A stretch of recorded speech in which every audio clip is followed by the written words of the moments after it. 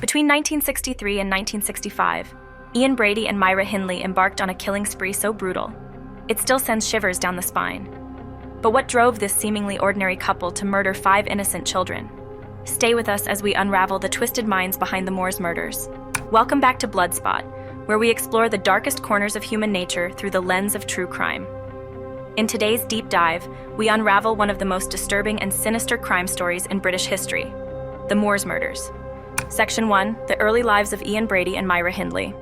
To understand how 2 individuals could commit such atrocities, we must first delve into their pasts.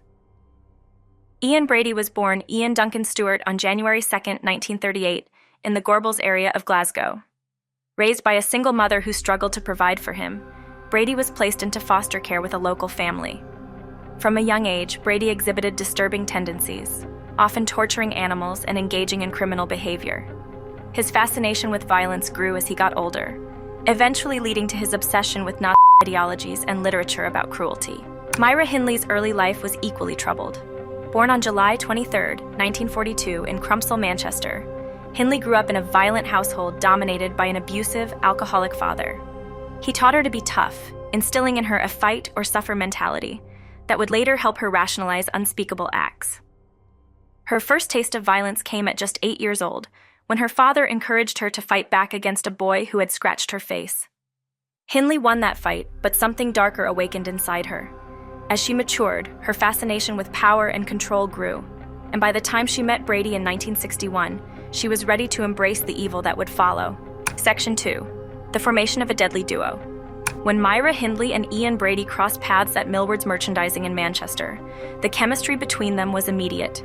Hindley, a 19-year-old typist at the time, was captivated by Brady's aloof and intellectual persona, and she quickly fell under his influence, eager to be part of what she saw as a special, secret world.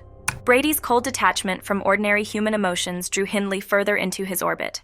The couple bonded over shared interests in sadism, violence, and control, and it wasn't long before their fantasies took a dark turn. Brady proposed that they commit the perfect murder, a crime so well executed that they would never be caught. For Hindley, this was the ultimate act of loyalty and love. They meticulously planned their first murder, Brady coaching Hindley on how to lure an unsuspecting victim.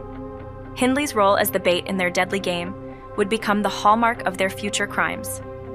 As a seemingly normal and approachable young woman, she could easily win the trust of their intended targets. Section 3, The Horrific Murders begin. Pauline Reed. On July 12, 1963, the couple set their murderous plan into motion.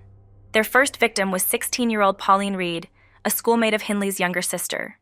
Hindley tricked Pauline into getting into her van by pretending to need help finding a lost glove. Hindley then took her to Saddleworth Moor, a lonely and windy area outside of Manchester. Once on the moor, Brady appeared. Together, they took turns assaulting and murdering Pauline before burying her body in a shallow grave. This murder set the tone for what was to come: manipulation, cruelty, and control. Brady and Hindley felt invincible. They had committed the perfect crime and gotten away with it, but it wouldn't be their last. Section 4, A Trail of Death, The Victims Pile Up. Following Pauline's murder, Brady and Hindley grew bolder.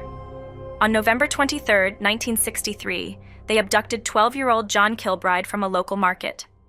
Once again, Hindley lured the boy into their vehicle, promising him a ride home. Instead, he was taken to Saddleworth Moor, where he suffered the same tragic fate as Pauline. Over the next 2 years, Brady and Hindley would claim the lives of 3 more victims: Keith Bennett, Leslie Ann Downey, and Edward Evans. Each abduction followed a chillingly similar pattern. Hindley's friendly demeanor was used to disarm the children, while Brady acted as the executioner. Keith Bennett, a 12-year-old boy, vanished on June 16, 1964. His family's anguish has continued for decades, as his body has never been recovered despite repeated searches of the moors. The couple's most infamous and disturbing crime was the abduction and murder of 10-year-old Leslie Ann Downey on December 26, 1964. The pair recorded her final moments on tape, a sickening act that displayed their complete lack of empathy. Brady forced Downey to pose for degrading photos before ending her life. The final victim, 17-year-old Edward Evans, was different. He was killed in front of a witness, Hindley's brother-in-law David Smith, in October 1965. This brutal murder would eventually lead to their downfall. Section 5, The Capture and Trial of Brady and Hindley. The Moores murders might have continued indefinitely had it not been for a crucial mistake made by Brady and Hindley. On the night of Edward Evans' murder, David Smith, Hindley's brother-in-law, was summoned to their home, where he witnessed the brutal killing. Horrified, Smith fled the scene and contacted the police. The next morning, officers arrested both Brady and Hindley. A search of Brady's belongings revealed evidence linking the couple to the murders of Leslie Ann Downey and John Kilbride. The photographs and tapes they had made of Downey were found, sealing their fate.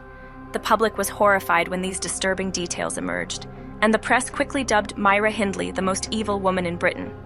The trial began in April 1966, and both Brady and Hindley were convicted of the murders.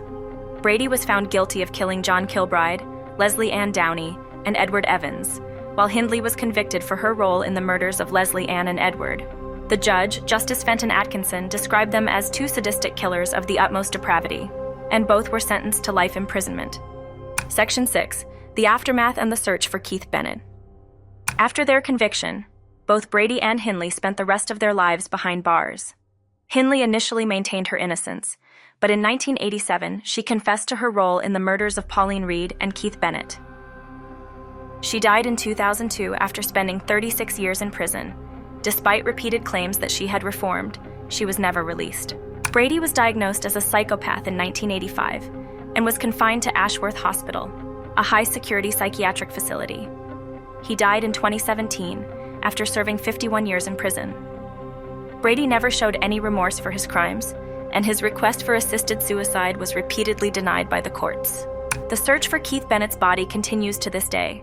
His mother, Winnie Johnson, spent her entire life searching for her son, making emotional pleas to Brady to reveal the location of his body. Tragically, she passed away in 2012 without ever finding him. The Moores murders remain one of the darkest chapters in British criminal history. The sheer cruelty and lack of remorse displayed by Ian Brady and Myra Hindley have left a permanent scar on the nation. How could two people seemingly ordinary on the surface commit such horrific acts? What drove them to kill?